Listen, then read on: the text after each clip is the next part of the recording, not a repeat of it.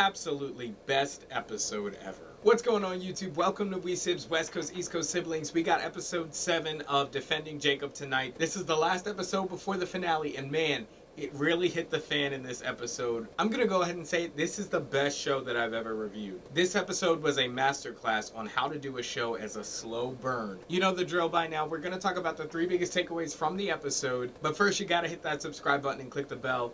You're not gonna wanna miss how this ends. I'm so pumped for this. Let's get into it.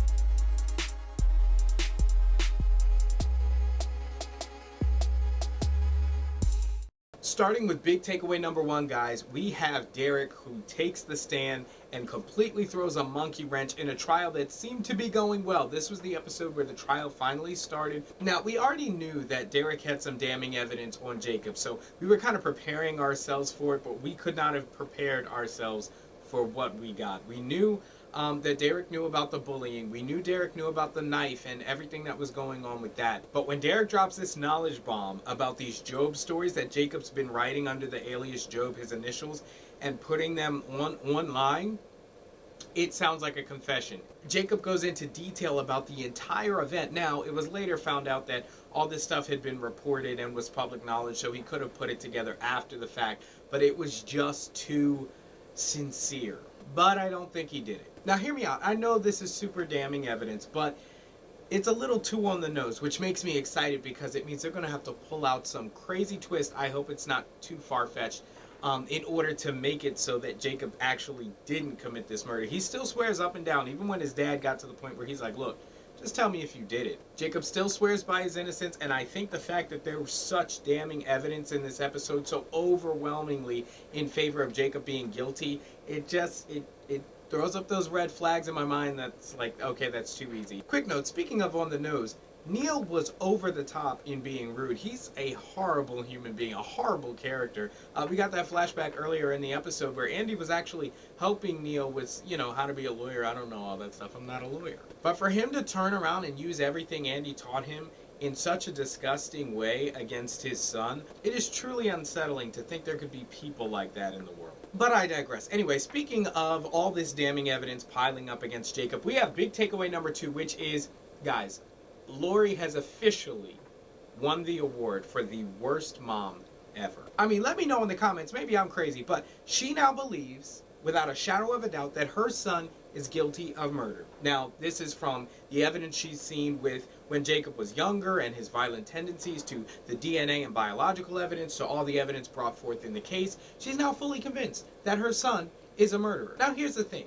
Even though it looks unlikely, if by some whatever chance stranger things have happened, life is stranger than fiction, it turns out that Jacob is not guilty and is not the murderer.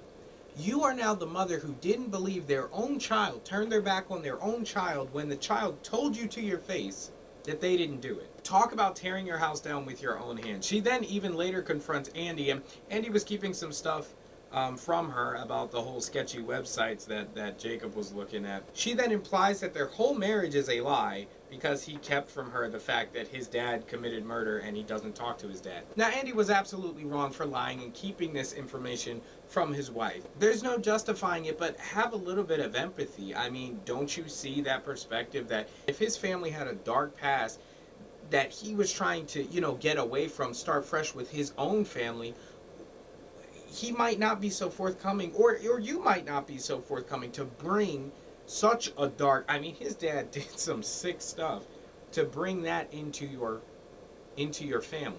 Other quick note, we finally found out what J.K. Simmons, aka Andy's dad, what his story was about and his motivation for calling the house all the time. He doesn't want his grandson ending up in jail as he's lived that life, and he doesn't want that for the grandson, which is a noble pursuit, but I don't think that he'll ever get the chance, nor does he deserve the chance to be in his grandson's life. But Andy finally softened up to it a little bit, like, hey, okay, well, love him or hate him, this guy actually is trying to do what he can to help my son. And ultimately, Andy just wants to help his kid. So then the third and final takeaway from this amazing episode, guys, which was the cliffhanger of the episode, Leonard Patz is in his apartment writing a note, a confession, that he killed Ben Rifkin. I'm assuming he's about to commit suicide. I think that he's going to kill himself after writing this note, hence the reason he's writing it down.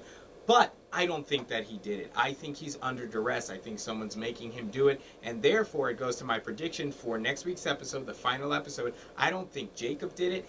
And I don't think Leonard Patz did it. Now, that being said, I have no idea who it could be, but it's just a little too on the nose with the two of them. One writing a confession letter, the other having such damning evidence, literally writing a confession and putting it up online. You've got two confessions. Which one do you believe? I choose neither. Anyway, guys, those are my thoughts. My head is still spinning. Of course, let me know down in the comments below what you thought of this episode. I love to chat it up with you guys, as always. Let me know your predictions for next week's finale episode. Again, be sure to subscribe and click the bell so you don't miss the upload. Be sure to like the video if you like the video. Thank you guys so much for watching, and I will see you in the next one. Peace.